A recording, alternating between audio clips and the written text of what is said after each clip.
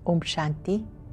आज 6 दिसंबर 2022 के साकार मधुर महावाक्य हैं। आज बाबा हम सबको बहुत स्पेशल बात समझा रहे हैं कि बाबा का परिचय कैसे देना है। बाबा का परिचय देने के लिए बाबा के यथार्थ नाम, रूप, देश, काल, इन सब बातों को बाबा ने हमें समझा दिया। अब किसी से भी बात करते समय निराकार भगवान उवाच का परिचय देना है। बाबा नया बाबा है। वैसे तो बाबा कल्प पहले वाले बाबा हैं, लेकिन बाबा का परिचय जो दुनिया में प्रचलित है उससे नया परिचय हमें बाबा की तरफ से मिला। बाबा ने परिचय दिया कि मैं ज्योति स्वरूप हूँ।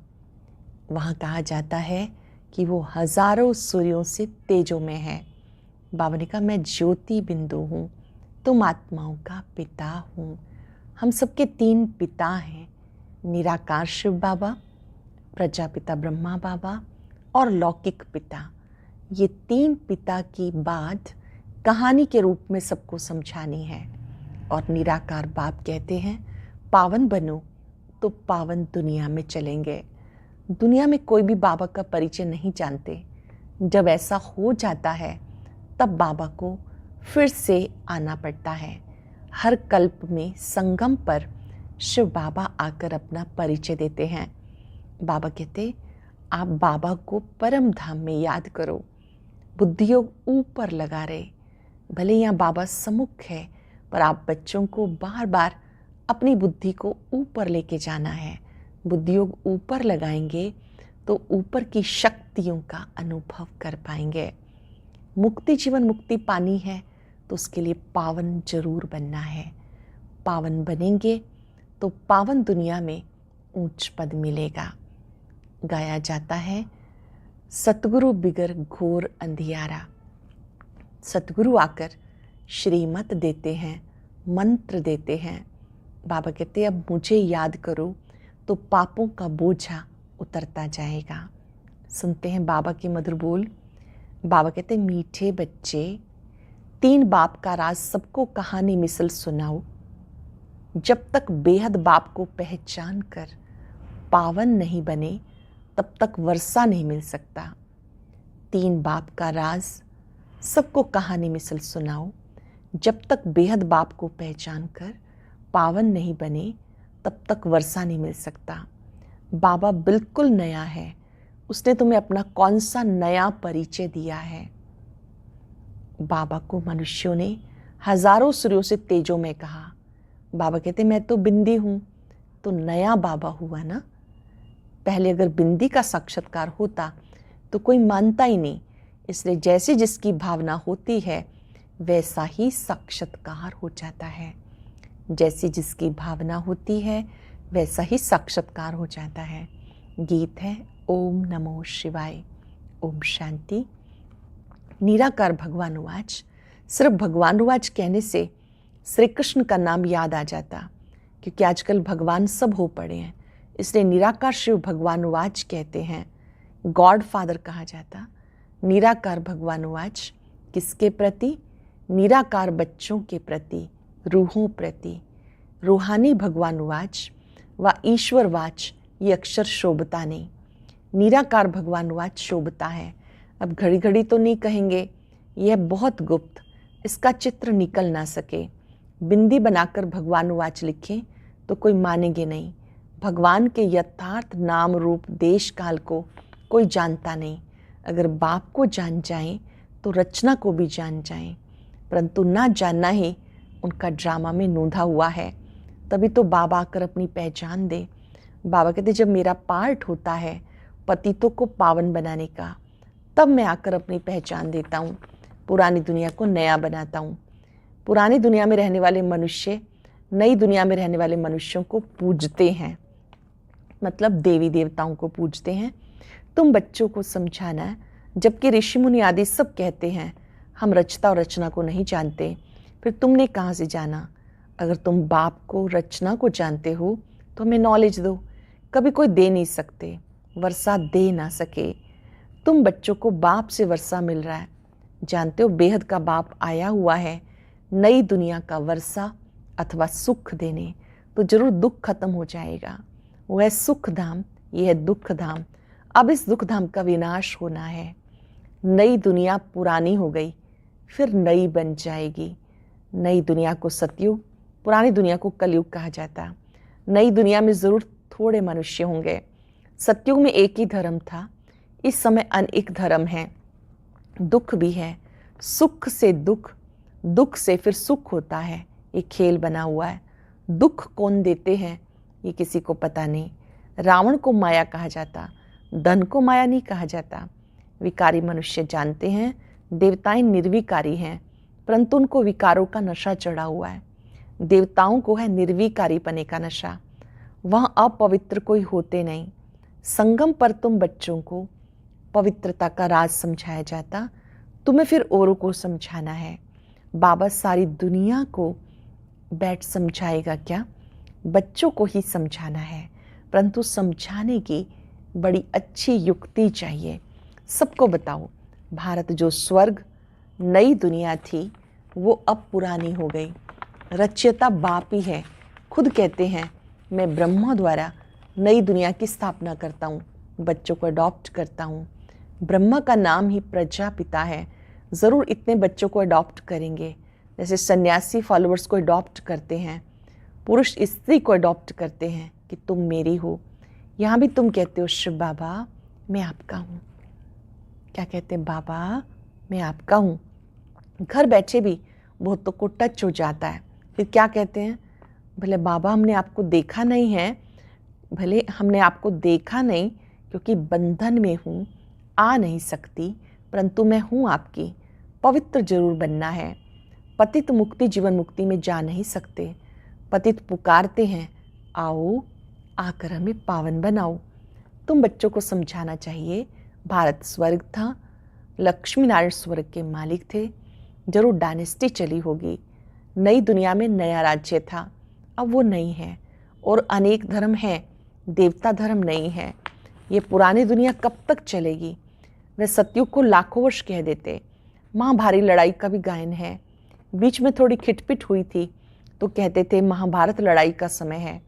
यादवों की लड़ाई भी दिखाते हैं, मुसलों द्वारा अपना विनाश किया। कभी लिखते हैं पांडव और कौरवों की युद्ध, कभी लिखते हैं असुर और देवताओं की। आसुरी दुनिया के बाद फौरन दैवी दुनिया है, वह पतित और वह पावन। पावन देवता कैसे लड़ेंगे? वो है सतयुग में। ये कलयुग में दोनों की लड़ाई कैसे हो सकती है? देवताएं अहिंसक, असुर हिंसक। देवताएं नरक में कैसे आएंगे? अब तुम संगम पर हो, नई दुनिया स्थापन होती है, उसके लिए तुम पुरुषार्थ कर रहे हो। दो बाप का राज भी कहानी मिसल समझाना चाहिए।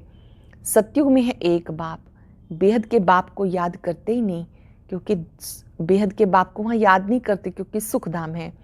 द्वापर में दो बाप, लौकिक बाप होते भी पारलौकिक बाप को याद करते हैं। आत्मा ही अपने बाप को याद करती है, क्योंकि आत्मा ही दुख सहन करती है। पुण्य आत्मा, पाप आत्मा, आत्मा ही सुनती है। संस्कार आत्मा में है। जिनमें दैवी संस्कार नहीं, वो दैवी संस्कार वालों का गायन करते हैं। गाया जाता आप ही पूज्य, आप ही पुजारी। पुजारी बनते हैं तो गाते हैं मुझ निर्गुण हारे में कोई गुण नहीं। उनमें गुण है, हमारे में नहीं है। पूज्य सो पुजारी, तुम ही पूज्य सो देवता थे, तुम ही पुजारी बने हो। 84 जन्म लिए हैं। आधा कल्प पूज्य, आधा कल्प पुजारी। हिसाब समझाना पड़े। देवता, क्षत्रिय, वैश्य, शूद्र। इस समय हम ब्राह्मण हैं, बीके हैं। इस समय तुम्हें 3 बाप हो जाते हैं। लौकिक बाप, निराकार पारलौकिक बाप, तीसरा फिर प्रजापिता ब्रह्मा, जिस द्वारा हम ब्राह्मणों को पढ़ाते हैं। प्रजापिता नाम तो सुना है ना, ब्रह्मा द्वारा रचते हैं। तुम भी ब्राह्मण हो, तुम भी बाप को याद करो। बाबा कहते मैं आया हूँ तुम्हें वापस ले जाने। निराकार बाप आत्माओं से बात करते हैं। तुम कहते हो हम एक शरीर छोड़ दूसरा लेते हैं, शरीर का नाम रूप बदल जाता है। आत्मा तो एक ही है, बाप का नाम भी एक ही शिव है। उनको शरीर तो है नहीं, ये पॉइंट भी नोट करनी चाहिए। फिर जैसा आदमी वैसा ही समझाना है। हम बीके दादे का वर्षा ले रहे हैं, वो ही राजयोग फिर ज्ञान की नॉलेज देते हैं। मनुष्य से देवता बनाना ये भी नॉलेज है। नॉलेज मिलती है संगम पर, जिससे फिर नई दुनिया में वर्षा पाते हैं। पतित दुनिया में आकर पावन दुनिया स्थापन करते हैं। बाबा आए हैं घर ले जाने। ड्रामानुसार सबको घर जाना है। फिर पहले सूर्यवंशी, फिर चंद्रवंशी, फिर वैश्यवंशी, शूद्रवंशी बन जाते हैं। वो है निराकार आत्माओं का झाड़, ये है साकार मनुष्यों का झाड़। ब्राह्मण, देवता, क्षत्रिय, वैश्य, शूद्र, ये सारा विराट रूप में आ जाता है। वर्णों की जानकारी विराट रूप के चित्र में आ जाती है। ब्राह्मण वृद्धि को पाते रहते हैं। रुद्रमाला और विष्णु की माला बनेगी। ब्रह्मा की माला नहीं कह सकते क्योंकि बदलते रहते हैं, इसलिए रुद्रमाला पूजी जाती है। यह नई नई बातें, ये बातें किसी की बुद्धि में जरा भी नहीं। कल्प की आयु लाखों वर्ष कह देते हैं, इसलिए तुम्हारी बातें सबको नई लगती हैं। नई दुनिया के लिए नई चीज़ मिलती है। बाबा भी वास्तव में नया है। वो तो कहते हैं नाम रूप से न्यारा है, या फिर कह देते हजारों सूर्यों से तेजों में है। सो तो जरूर जैसी भावना होगी वैसा साक्षात्कार होगा। बिंदी का साक्षात्कार हो तो कोई माने ही नहीं। ये सब बातें नई होने के कारण मूंझते हैं। जो यहाँ के होंगे उनकी ही सैपलिंग लगेगी। तुम बच्चों ने अब अच्छी तरह से समझा, पारलौकिक बाप के लिए भी समझाना है। तुम आधा कल्प से उनको याद करते आए हो। सुख देने वाले को याद किया जाता। रावण सबका दुश्मन है, तब उसको जलाते हैं। रावण सबका दुश्मन है, सब उन्हें जलाते हैं। पूछो रावण को जलाते कितना समय हुआ? बोलेंगे अनादि। उनको ये मालूम ही नहीं रावण कब से आता है। सत्युग में रावण होता नहीं। भारत का सबसे पुराना दुश्मन ये रावण है, रूह को पतित बनाने वाला। आत्मा का दुश्मन कौन? रावण है। आत्मा के साथ शरीर भी है, तो दोनों का दुश्मन कौन हो गया? रावण। रावण में आत्मा है। रावण क्या चीज़ है? बस विकार है। ऐसे नहीं कि रावण में भी आत्मा है। रावण 5 विकारों को कहा जाता। आत्मा में ही 5 विकार हैं जिसका पुतला बनाते हैं। जानते हो अभी है दुख, फिर सुख में जाना है, जरूर बाबा ही लेकर जाएंगे। वही पतित पावन है। जैसे दूसरी आत्मा आती है वैसे ये भी आते हैं। श्राद्ध खिलाते तो आत्मा को बुलाते हैं। ब्राह्मण को ही अपने बाप की आत्मा समझ सब कुछ करते हैं। समझते हैं वो आत्मा आती है, आत्मा बोलती है। हाँ, इनका आना न्यारा है। ये भगवान का रथ, ब्रह्मा है शिव बाबा का रथ, उनका आना न्यारा है। भागीरथ कहते हैं, पानी की बात नहीं, ये सारी ज्ञान की बात। बाबा समझाते, मैं साधारण तन में प्रवेश करता हूँ, इनका नाम ब्रह्मा रखा। इनको अडॉप्ट नहीं करता हूँ, इनमें प्रवेश करता हूँ। ब्रह्मा तन में प्रवेश करता हूँ, फिर तुम्हें अडॉप्ट करता हूँ। तुम कहते हो शिव बाबा मैं आपका हूँ, तुम्हारा बुद्धि ऊपर चला जाता, क्योंकि बाबा खुद कहते हैं मुझे याद करो तो तुम्हारे विक्रम विनाश होंगे। इस यात्रा पे रहो। समझो ये बाबा कहीं जाता है तो याद शिव बाबा को करना है। शिव बाबा इस रथ में दिल्ली गया, कानपुर गया, बुद्धि में शिव बाबा की याद रहे। नीचे नहीं रहना, बुद्धि ऊपर रहे। आत्मा परमात्मा बाप को याद करे। बाबा कहते मेरा रहने का स्थान वहाँ ऊपर है। हमारे पिछाड़ी यहाँ नहीं भटकना, तो मुझे वहाँ याद करो। हमारे पिछाड़ी यहाँ नहीं भटकना, वहाँ मुझे याद करो। तुम आत्माएं बाप के साथ रहने वाली हो। ऐसे नहीं बाबा का स्थान अलग तुम्हारा अलग है, नहीं। ये बातें बुद्धि में बिठानी है। एक एक को अलग, जैसे तुम कराची में समझाते थे वैसे अच्छा रहता है। हर एक को अलग से समझाना अच्छा रहता है। इकट्ठे 1-2 के वाइब्रेशन ठहरने नहीं देते। भक्ति भी एकांत में करते हैं। ये पढ़ाई भी एकांत में करनी है। अंडरलाइन करेंगे, ये पढ़ाई एकांत में करनी है। पहले बाबा का परिचय देना है। बाप पतित पावन है, उन द्वारा हम पावन बन रहे हैं। बाबा कहते बच्चे ये अंतिम जन्म पावन बनेंगे तो तुम विश्व के मालिक बनेंगे। कितनी बड़ी कमाई है। बाबा कहते धंधा भले करो, सिर्फ मुझे याद करो। पावन बनो तो योग बल से तुम्हारी खाद निकल जाएगी। तुम सतो प्रधान बन जाएंगे। एक रस कर्मातीत अवस्था बन जाएगी। क्या क्या होगा?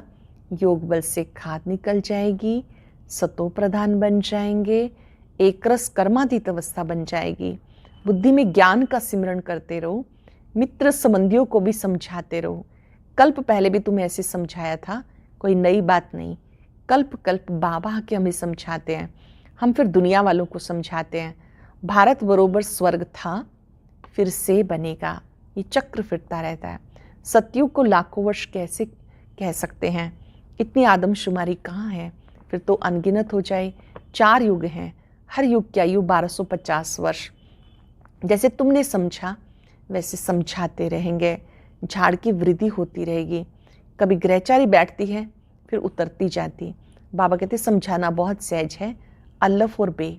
मूल बात है याद की यात्रा, मेहनत भी है। कल्प के बाद ये याद का धंधा मिलता है, परंतु ये गुप्त है। कल्प के बाद याद का धंधा मिलता, ये गुप्त है, ये मुश्किल सब्जेक्ट है। अल्फ को याद करना, अल्फ कोई भूले हुए हो, अल्फ अल्लाह उन्हें ही भूल गए। भगवान को कोई जानते नहीं, गाते हैं सतगुरु बिगर घोर अंधियारा। सोजरे में सतगुरु ले जाते हैं। खुशखबरी है, बाबा स्वयं हमारे सतगुरु हैं, हमें अंधियारे से उजियारे में लेके जाते हैं, नई दुनिया में लेके जाते हैं। अच्छा, मीठे मीठे सिक्के लदे बच्चों प्रति माता पिता बाप दादा का याद प्यार गुड मॉर्निंग। रूहानी बाप की रूहानी बच्चों को नमस्ते, रूहानी बच्चों की रूहानी बाप दादा को नमस्ते, गुड मॉर्निंग। शुक्रिया बाबा, शुक्रिया। धारणा के लिए सार, योग बल से आत्मा को सतो प्रधान बनाकर एकरस कर्मातीत अवस्था तक पहुंचना है। याद की गुप्त मेहनत करनी है, एकांत में पढ़ाई करनी है। याद की गुप्त मेहनत करनी है, एकांत में पढ़ाई करनी है। बाबा से मुक्ति जीवन मुक्ति का वर्षा लेने के लिए अंतिम जन्म में पवित्र जरूर बनना है। वरदान है, एक पॉइंट शब्द की स्मृति से मन बुद्धि को नेगेटिव के प्रभाव से बचाने वाले नंबर 1 विजयी भव। एक पॉइंट शब्द की स्मृति से मन बुद्धि को नेगेटिव के प्रभाव से बचाने वाले नंबर 1 विजयी भव। वर्तमान समय विशेष माया का प्रभाव मन में नेगेटिव भाव और भावना पैदा करने व यथार्थ महसूसता को समाप्त करने का चल रहा है। इसलिए पहले से सेफ्टी का साधन अपनाओ। इसका विशेष साधन है सिर्फ एक पॉइंट शब्द। कोई भी संकल्प बोल व कर्म व्यर्थ है तो उसे पॉइंट लगा दो, तब नंबर 1 विजयी बन सकेंगे। माया के संकल्पों को, माया के स्वरूपों को पहचानो, सीजन को पहचानो, स्वयं को सेफ कर लो। माया के स्वरूप को पहचानो, किस किस रूप में आती है, सीजन को पहचानो, अपने को सेफ कर लो। नंबर 1 विजयी बनना है तो नेगेटिव भाव भावनाओं से अपने को बचा लो। स्लोगन है, संगम पर जिन्हें सेवा का श्रेष्ठ भाग्य प्राप्त है वही पद्मा पदम भाग्यवान है। संगम पर जिन्हें सेवा का श्रेष्ठ भाग्य प्राप्त है वो पद्मा पदम भाग्यवान है। आज हम याद रखेंगे, मैं नंबर 1 विजयी आत्मा हूँ। अपने मस्तक में विजय का तिलक चमकता हुआ देखेंगे।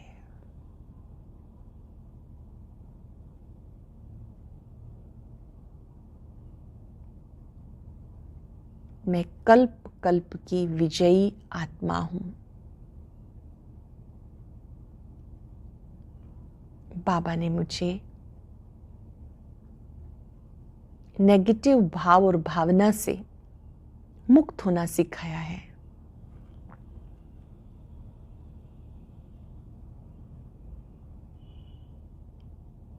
मैंने माया को पहचाना है, कमजोर विचार माया है, नेगेटिव भाव भावनाएं माया है। पॉइंट शब्द की स्मृति से पॉइंट बनना सहज हो गया। मैं पॉइंट हूं, ज्योति बिंदु आत्मा हूं। नेगेटिविटी को भी पॉइंट लगा देना है, बिंदु लगा देना है। बिंदु बाबा पर एकाग्र हो जाना है।